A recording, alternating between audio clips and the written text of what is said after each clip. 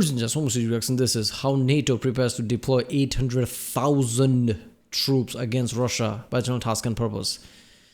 Why can't you make videos about pandas and like cute things, right? Every time it's a panic. Okay, I'm guessing this is new development. Task and purpose is a channel I look to now. Like if the new notification is out, like, oh, this is happening, I'm like, oh my god, this probably happened like few hours ago or a day ago or something, because it's too fast, right? He instantly somehow creates a video with proper production and writing, which is always surprising to me. Like, how are you that fast? How big is your team? That is just insane. But yeah, basically I'm guessing this is that newer development happening now. And look at the number, 800,000.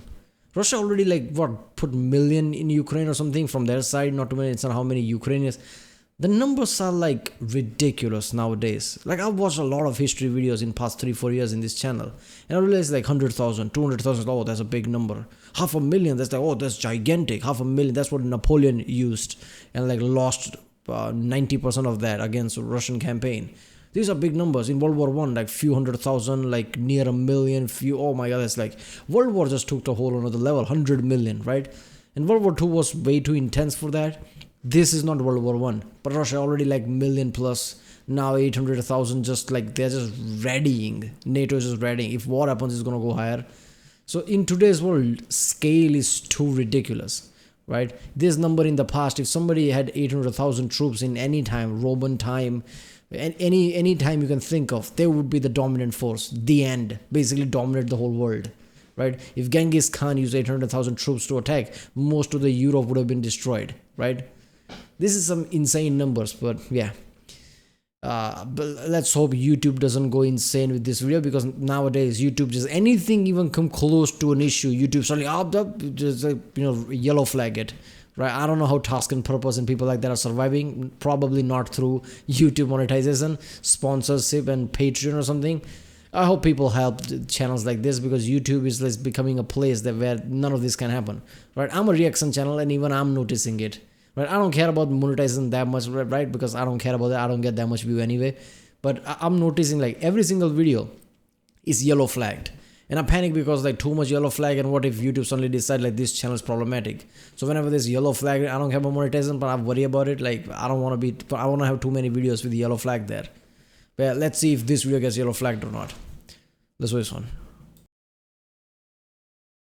NATO's preparing to transport 800,000 soldiers and 200,000 armored vehicles to the border with Russia in the event of full-scale war. The publication Der Spiegel just reported this after gaining access to secret military documents.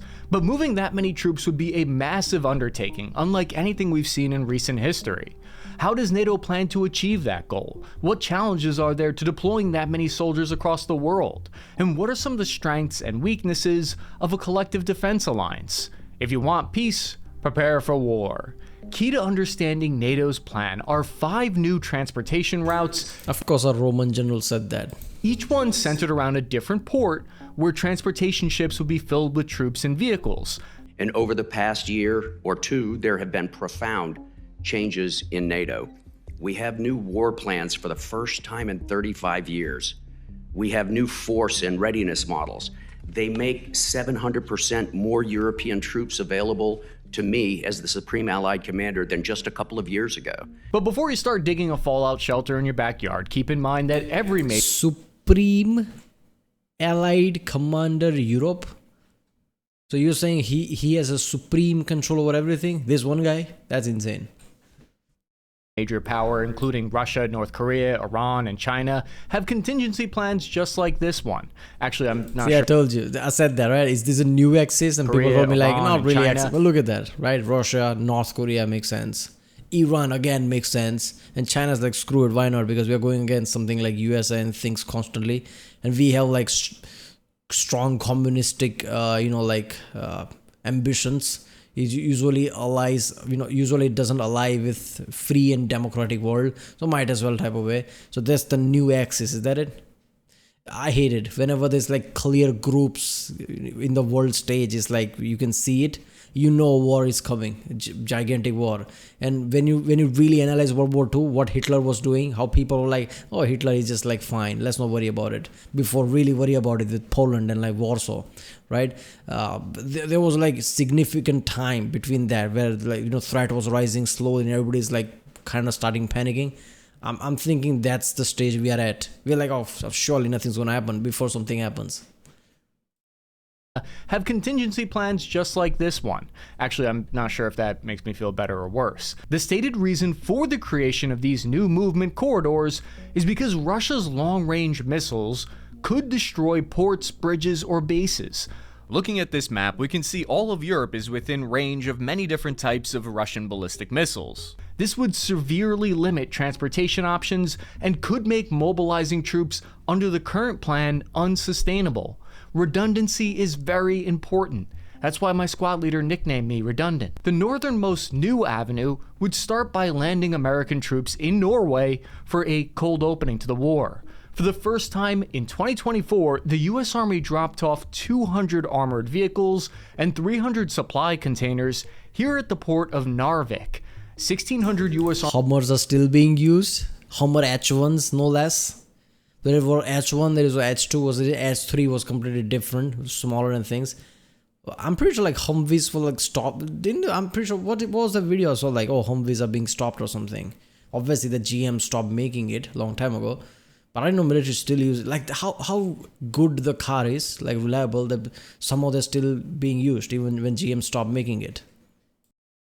Army soldiers from the 10th Mountain Division traveled over 880 kilometers by rail and roadway to prove that this option was even viable. The route pushes through Sweden and Finland. Norway is what's known as a transit country for NATO strategy. It's like in Civilization 5 where you tell your nation that your troops are just passing through and then they have to approve it. This option was never on the table before because those countries just joined NATO in 2024, so a new route has now been unlocked. But there are limitations in this direction. A 13-hour convoy drive to the border with Russia is a long way to go.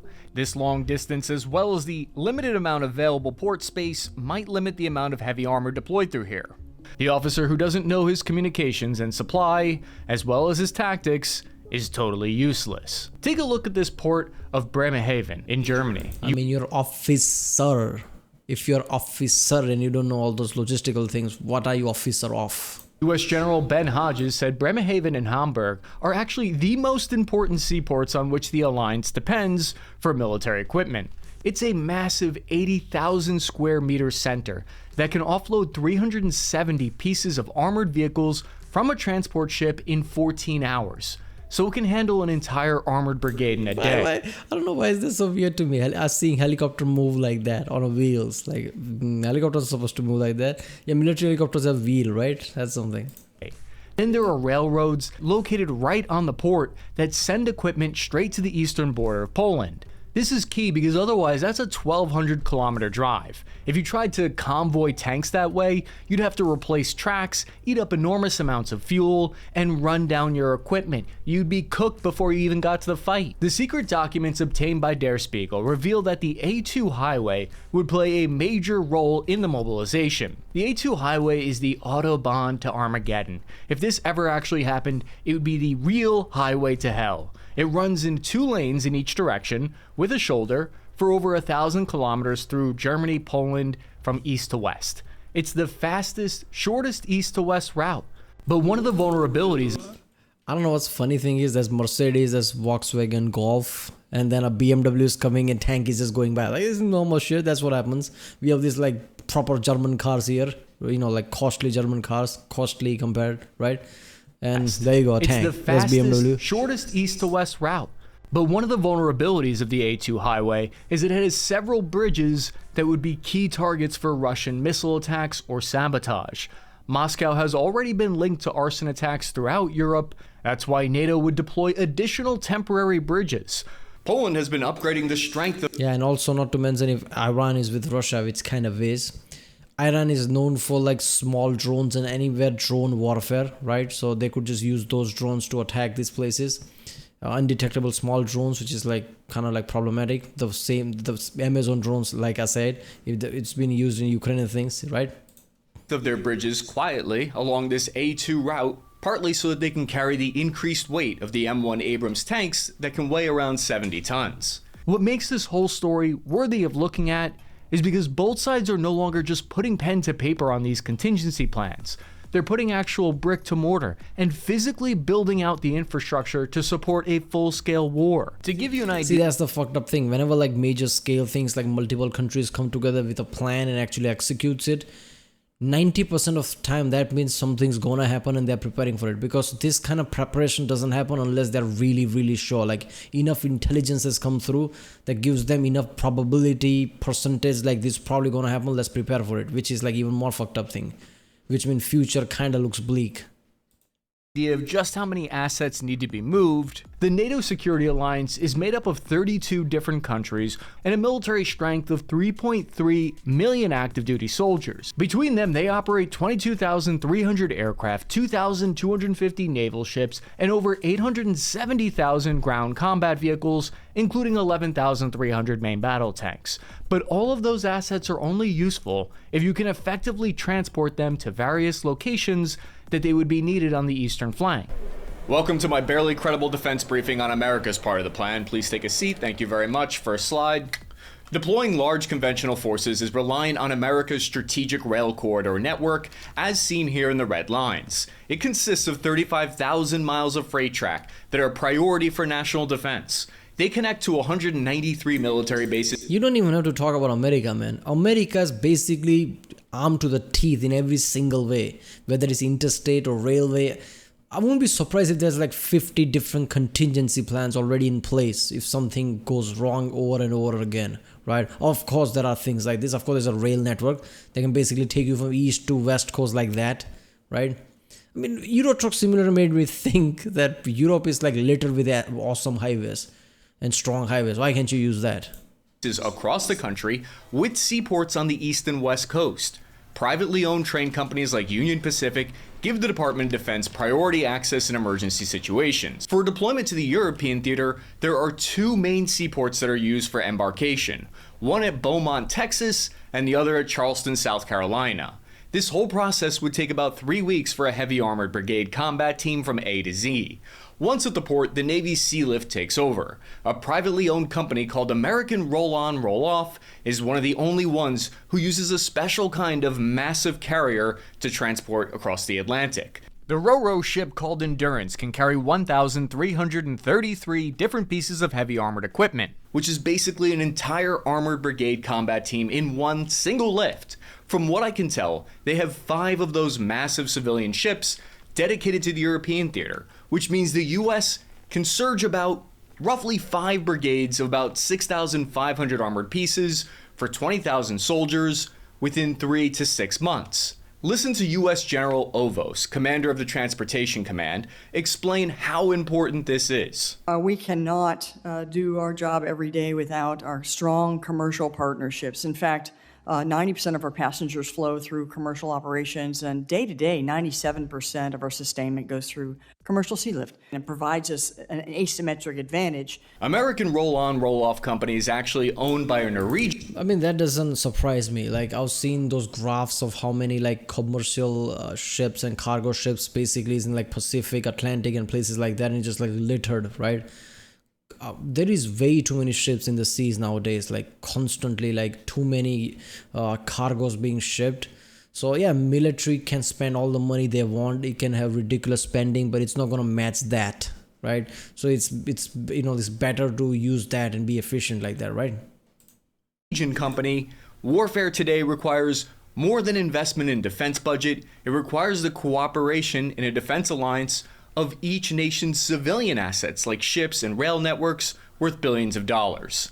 Defense alliances are like my old squad leader used to say, I know my calculus, it says you plus me equals us. The top vulnerability concern I have with them is through cyber. Frankly, we have heard, even from the CIA director, the PRC has infiltrated some of the logistics networks. There are new threats to these supply lines, especially with cyber warfare, which could cripple these ports. Oh yeah, oh my god. The more technologically advanced everything gets, ships and everything, every commercial major things kind of rely on like a lot of cyber things, satellites and things, right? Without that, you're basically blind. And we've seen that it's very easy to attack something with some kind of a made virus, right? It's insanely costly and hard to defend than to attack. Same way how like drone warfare is insanely cheap, but defending against that is like insanely hard. As the same thing applies to cyber warfare as well, which is also a problem. But the journey has only started. Getting to European shores is where the threat starts to get even more threatier. Clearly, logistics is the hard part of fighting a war. To speed up the process, NATO planners have struck new agreements between countries. This has eliminated the majority of the red tape that comes with transporting armored vehicles across nations. What required mountains of paperwork and international certifications in the past, today basically requires a handshake and some pouches of Zin. During these 3 to 6 months of time that you need to build up, you need places to house, resupply, and feed thousands of soldiers who are convoying through Germany. Hostiles aren't going to cut it. So the plan calls for every 500 meters, there would need to be a rest stop for troops, kind of like a Buc-ee's except run by like Halliburton. Because God help me, you don't want your military personnel using the same rest stops as civilians. The lines to get gasoline and a bratwurst schnitzel would be 3 hours long. The report also indicates German police would need new powers to guard the influx of potential Russian prisoners of war. So they're thinking of every possible scenario ahead of time. The West can't just dust off old battle plans from the 1980s and slap a new label on it.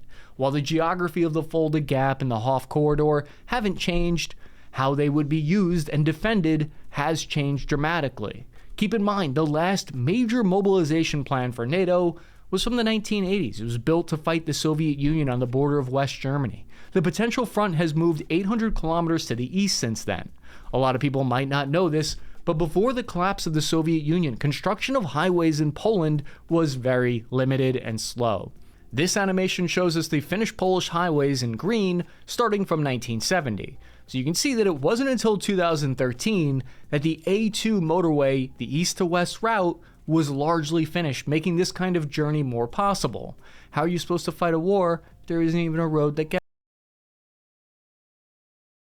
Yes, there you go. There's a road connecting Warsaw to like Germany now, right? So that's Jeremy Clarkson's joke, right? Berlin to Warsaw in one tank. Now it can actually happen. There you go. Yeah, this is interesting. So what are you saying? Euro Truck Simulator lied to me when it showed all these highways from Poland? Okay. Making this kind of journey more possible. How are you supposed to fight a war? There isn't even a road that gets there. If we were really interested in peace, we'd stop inventing roads. The line between disorder and order lies in logistics. There you go. That's something, right? Reverse blame. I guess enemy powers are not gonna invent something that doesn't require road or something and slowly progress through that, right? I don't know, like seaway, airway or something. But yeah, that is interesting, right? Like people always dug in trenches and create no man's lands just to stop progression. But if war happens, all people have to do is like destroy all fucking roads. It makes you harder to progress, but so does it makes harder your enemy to progress, right? Isn't that kind of like a no man's land trenches type of thing? But then again, tanks, even without road, tanks can still progress. It will be insanely slow. I think it's important that we talk for a second about these secret military documents obtained by Der Spiegel. I think it's likely that these were purposefully leaked by NATO officials as a way of signaling to Russia that they're taking the possibility of war seriously. Russia probably leaked nuclear war plans. Yeah, but didn't Putin just said, like, have you people lost your damn mind? If you think we're going to attack against NATO, look how big NATO is. How is Russia going to attack that type of way? He gave a speech like that.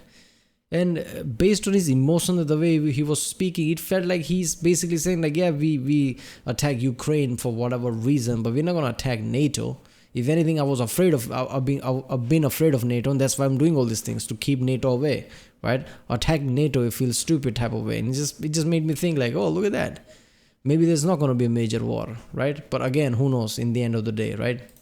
February of 2024 for this exact same reason. I say this because unnamed Western officials had already spoken to the Telegraph about this same NATO deployment plan back in June 2024. Then on July 17th, about a week after the reports first dropped, Newsweek finally got verbal confirmation from a spokesperson at the German Defense Ministry that yes, they are working on a contingency plan like this. German defense officials confirmed that it's part of Op Plan DEU, or Operational Plan Germany. To this point, a NATO command spokesperson said to Newsweek about the new plan, the ability to quickly relocate large NATO troop contingents to the alliance's eastern flank in the event of a deterioration in the security situation is the central pillar of conventional deterrence. Your adversary isn't deterred if they don't believe you could actually support a war against them. Honestly, I'd be kind of worried about what all the Russian, Chinese, and American military officers were doing in their idle time if they weren't coming up with contingency plans like this. My point is, if any of these details were really meant to be kept secret, they wouldn't be openly... Yeah, probably playing like World of Tanks. And what is that other one? The forum one? I forgot the name. World of... I don't know, whatever.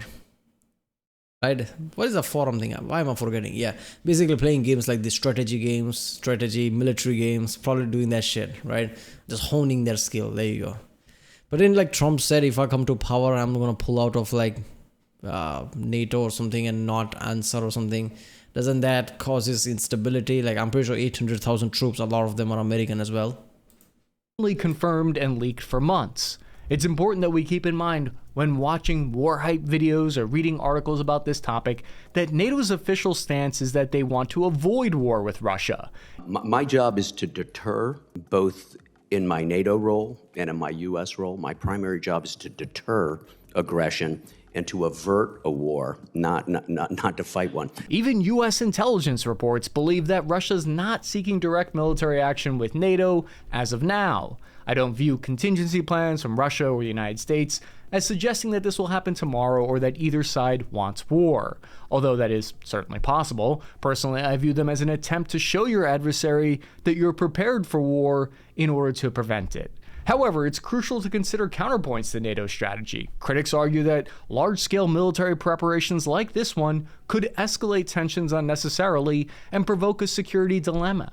Russian officials have condemned NATO's buildup as an aggressive and violation of previous agreements aimed at reducing military presence.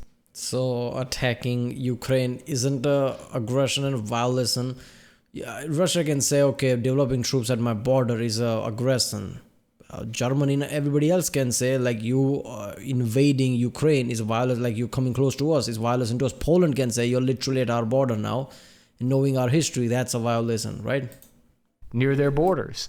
NATO's outlined that they view Russia's actions in Ukraine as the root cause of escalation in the region. One of the clearest signs of this plan in action, I think, comes from looking at the changes to the freight network in the region. What happened to the exposer? The freight train network from the Netherlands through Germany to Poland is a very important route. It starts at the port of Lissingen. This is where American shipments of weapons and armored vehicles have already been staged and then transferred throughout Europe, including equipment that's sent to Ukraine. But I've observed a new development along this line. This official US government website publicly announced a $225 million investment in a new section of railway here. The US government's looking for construction firms to partner with and rebuild a railway that extends from Poland to a military airfield near Lviv in Ukraine.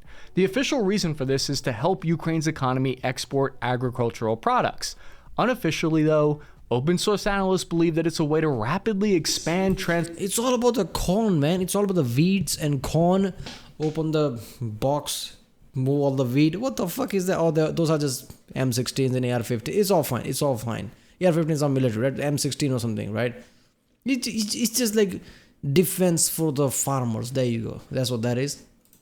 Transfer of weapons into Ukraine. This was first brought to my attention by our open source intelligence sleuths on our Discord server, so much appreciation to the Spare Parts Army hard at work there. The US Agency for International Development is now redeveloping a 75-kilometer section between Lviv and Mostovka and its freight station there. This will connect Ukraine to Europe with a new standard rail for the first time. According to the project, the entire section will be equipped with the European standard rail gauge. What that means is that it will connect Ukraine directly to Poland by rail and the rest of Europe via one continuous standard rail track for the first. I forgot. Ukraine has like Soviet gauges, right? So it's not the same as European one. I remember watching a video. Was it Task and Purpose? I don't know. He's talked about how hard it is to supply Ukraine and transport things because of this kind of limitation. It's completely different that way, right? And NATO, European and American, like F-16s and things are also completely different than Soviet ones, right? So it's not easy to teach how to use those equipment as well. So it's like a weird difference between this. So how are you going to support Ukraine type of way? It's been hard because of that, right? But they're trying to like change that with the European spec gauges and things. First time ever. This line connects with Rzeszów in Poland, which is about 100 kilometers away. We already know that this city is where the majority of NATO military weapons aid is sent by rail before it's trucked into Ukraine. Soon, they'll be able to travel straight by rail, greatly expediting the process. My logisticians are a humorless lot. They know if my campaign fails, they're the first ones I will slay. Throughout these routes are pre-positioned warehouse stocks called APS-2. This includes armored vehicles and weapons located in Belgium, Netherlands, Germany, and Poland. APS-2 cuts down drastically on the amount of time required to deploy equipment by ship. Yeah, that Alexander the Great quote is kind of like fucked up, isn't it? Because those people who like handle his logistics are like, you're not telling me where you're going to end. You just keep going. You went all the way to India and still want to continue. How the fuck am I supposed to do anything? It's not my fault. Come on. To that point, NATO currently has 11,600 forward deployed soldiers in Poland, led by US forces, in addition to Poland's own forces. Of course, you can't just draw big arrows on a map and call it a day. Any joint movement corridor has to be carefully considered both from a military standpoint and a civic one. Shuffling. Yeah, the guy who discovered Pluto, people asked him there, like, how did you find Pluto? How did you see this picture and find Pluto? And he just said, like, yeah, there was a big arrow pointing towards it. Basically, and people didn't realize instantly what he's on about, but he was making a joke, right? Because whenever somebody shows in news and this, like any type of way, they always point an arrow so people can understand where the Pluto is. But obviously, when he was looking at it, there wasn't an arrow there. But yeah, that was the joke, right? So whenever we see things like this, there's always like graphs and like arrows and things. Oh, job done, there you go. But that's not that easy, is it?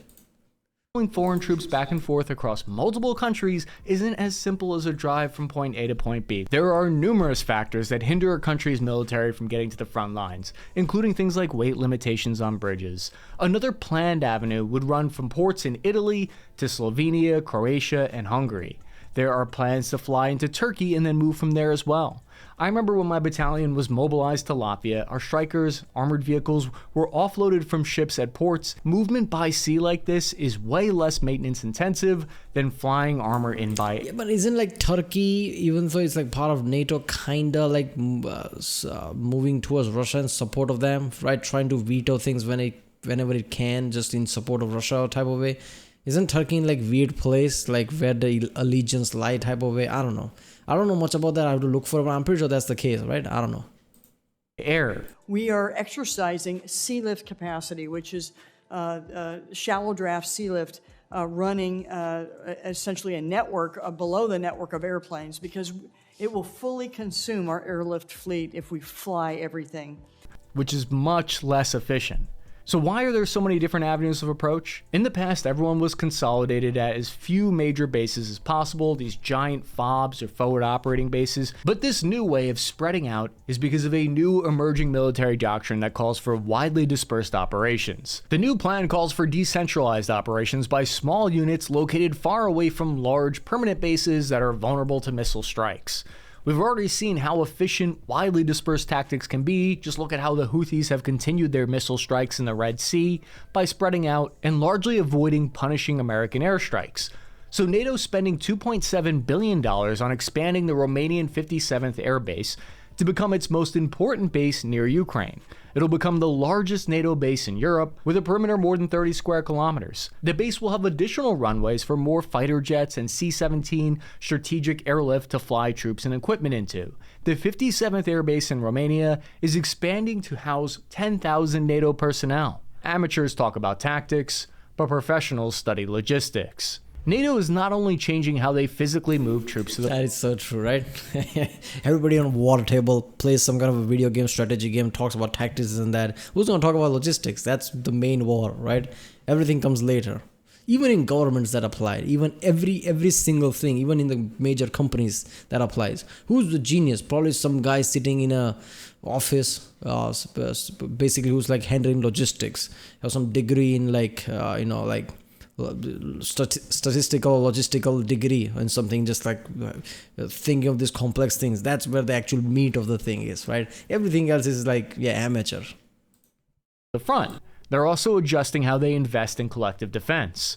There are some strengths and weaknesses to this approach. Each country is being asked to focus on one area of defense. The military has a phrase that captures this theory, I think. It's fight smart, not hard. My old squad leader used to say that to me all the time. In theory, the way it works is that the United Kingdom, France, they focus their investment on the Navy, Air Force, and nuclear weapons. Meanwhile, Poland focuses on investing in the army, stockpiling of main battle tanks, and Germany's main role is as an industrial base, where they manufacture artillery. This is perfect, right? UK, France, Navy-wise, that just makes sense. Transportation, Poland is like literally in the center of it. If threat comes from Russia or China, basically through Russia, Poland is the first. That has been the case for centuries. But yeah, Poland is the first one that has to like defend this on military and proper like deterrence that way. And Germany, basically engineering hub of the planet. Look at all the fucking technology Audi is making. Look at all the technology Mercedes is making. Mercedes makes technology today. 10 years from now, all the cars and basically things will have that technology. That's how advanced they are. Germany just creating technology, being more efficient, military, if the wartime does come, is going to be instrumental. And tank munitions. Combined, NATO has ramped up artillery shell production to 2 million shells per year today, and they're on track to reach 3 million shells by 2025. The smaller Baltic states are focused on cybersecurity contributions. Underpinning all of this is the United States with its roughly 4,000 main battle tanks, including those in storage, and 45,000 armored vehicles stockpiled in reserve. That's basically anything that's left, right? America's like, what can you do? And everybody's like, we can do this, we can do this. Okay, what's left? Fine, we'll feel it. Basically, we have everything. We'll just fill whatever is needed. You do main thing because you're in Europe, like we'll fill it, all the other gaps. There you go. A 10,000-mile high oversimplification of NATO's evolving collective defense strategy. After the collapse of the Soviet Union and during the War on Terror, NATO countries moved away from a collective defense and they focused more on creating like a self-sustained military that didn't rely on an alliance to operate. Collective defense wasn't really strongly revisited as a concept until 2012 at the NATO Chicago summit, when former Prime Minister of the Czech Republic said that a greater emphasis must be put on the sharing of resources, country-to-country cooperation, and the creation of joint projects based on specific... I mean, come on, are you kidding me? I've seen those graphs of what is the GDP of what country and how much they're contributing in NATO, right? Germany has insane GDP, and so is like some of the European countries, right? They are nowhere near spending enough, even with how much GDP they have, even that percentage, they are not contributing compared to something like America or something, right? America's spending ridiculous. I know it's like the richest country, but how much their GDP is and how much percentage they are giving in compared to like Germany, something is like insanely different, right? So, I think NATO kind of depends on USA a lot, right? Even though they can do their own thing in a major ass, like if China, Russia, Iran, North Korea combines, NATO will need USA at a major level. Otherwise, NATO is just like, it's going to be weak. And the GDP is money they make, right? Germany and things is already high. They could invest more. Because USA is there, they're not doing it, which is like kind of weird, right? So I don't know about like self-sustained thing, how large that is, because I'm pretty sure they rely on USA a lot. Priorities. 2 years later, after Russia's invasion of Crimea in 2014, NATO launched their Framework Nations concept at the Wales Summit. This is when the alliance started to ask countries to focus on one area, because the purpose of mutual defense is to achieve maximum efficiency of armed forces with the minimum necessary expenditures. Looking at any one single NATO member and its capabilities to go to war kind of misses the whole point of being part of a collective defense. Canada and the UK would not be fighting a major war today without the support of the rest of the alliance. However, critics highlight several vulnerabilities in NATO's approach. Collective defense relies heavily on mutual trust and resource sharing among member nations. If this trust were to falter, the strategy could be compromised. One of the best ways to see this framework nations concept in action is to look at the NATO response force that was established in 2006.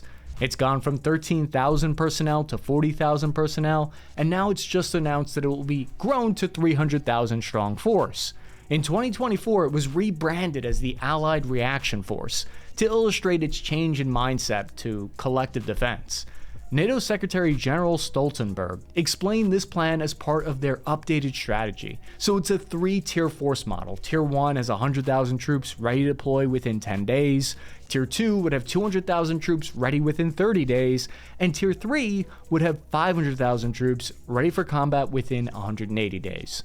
When we look at the overarching structure of NATO, it's not just a collection of separate independent armies that all decided to fight on the same side. Today, each country tries to specialize in one or two areas. This way, the sum of the parts is supposed to be greater than the whole. For example, if you ran a business where you produce cars, you wouldn't want all of your workers just making steering wheels. Yeah, but I see a problem there. Some parts could be more better and efficient than the other parts. Who knows which is the weak link? Let me give you an example. Apple iPhones, right? Why are they so good? Their hardware sucks compared to the major Android ones, but they are better than the Android. Why is that? Because Apple single-handedly tweaks and makes just one. It's just one phone, right? Two, if you count Pro, but it's basically the same phone with some added things. It's literally just one phone that entire major company like Apple makes. Even with a shitty hardware, which is a shitty hardware, let's be honest. A generation or two before, the camera that Apple used was so weak. It's insane. Like same camera sensor was used in like $200 phones, $150 phones. Obviously didn't give the same image, did it? So basically it's that, like Apple can take the shittiest thing and make the best thing there is, because they can focus on that. Now, everybody has different jobs, great, but who's gonna oversee all that, right? If you want one major war and like one major side, right, you need to control aspect, you need to know the aspect. If everybody does their own thing, like, you know, like divide things and create a whole picture, who knows which side is weaker than the other, right? I mean, how are you gonna like manage all that? Like how Apple manages all of the aspect single-handedly. In Android phones, that's not the case. Snapdragon comes from Qualcomm, right? American thing, while screen will come from somebody else. They just all fit together and try to, I guess that works. Try to tweak it, but like don't have that much time.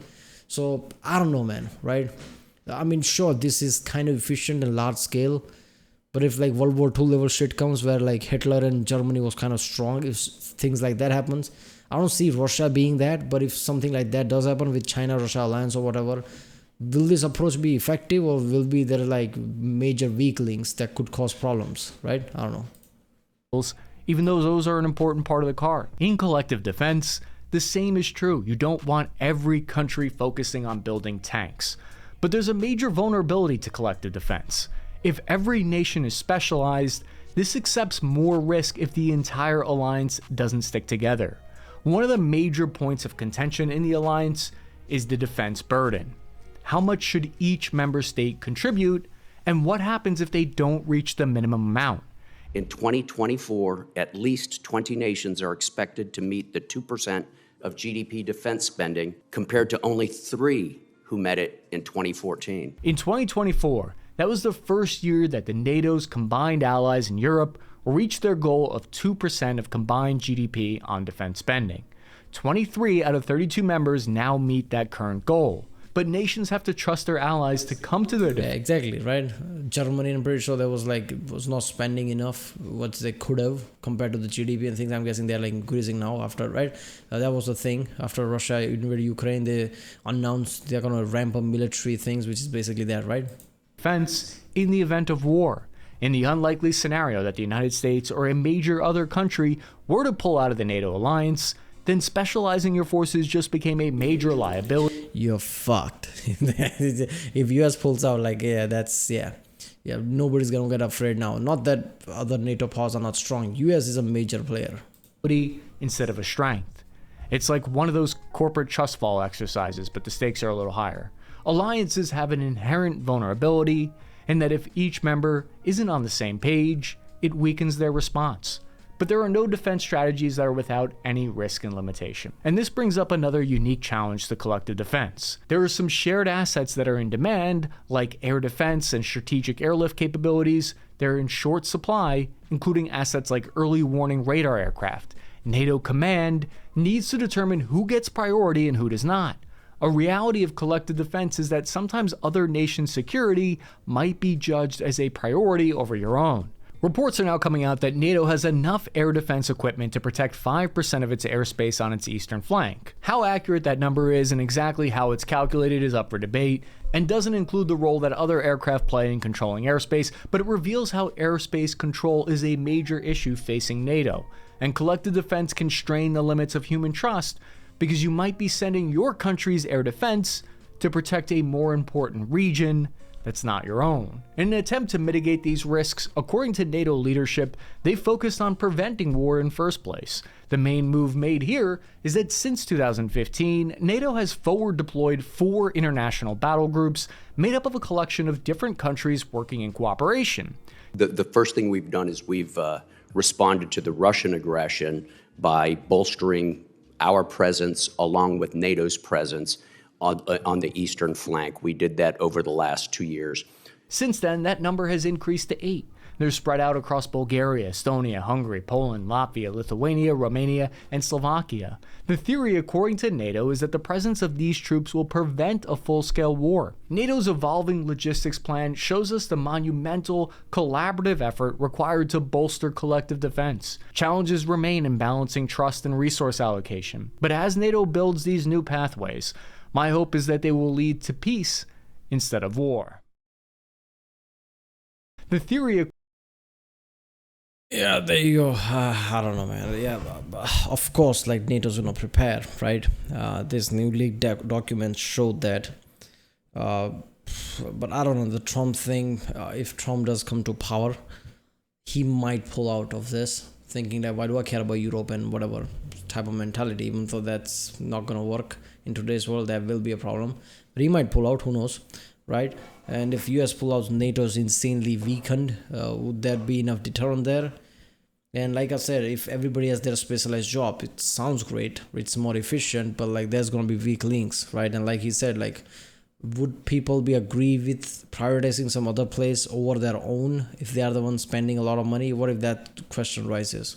In World War I, the Soviet Union came to be and Russia just pulled out of World War I, saying like, why do we give a shit? That's what Soviet Union did. Soviet Union came to power, revolution, and just like pulled out. What if elements like that happens? That would be a problem. But yeah. Alright, well, if you like my next one, don't forget to subscribe, and I'll see you next time.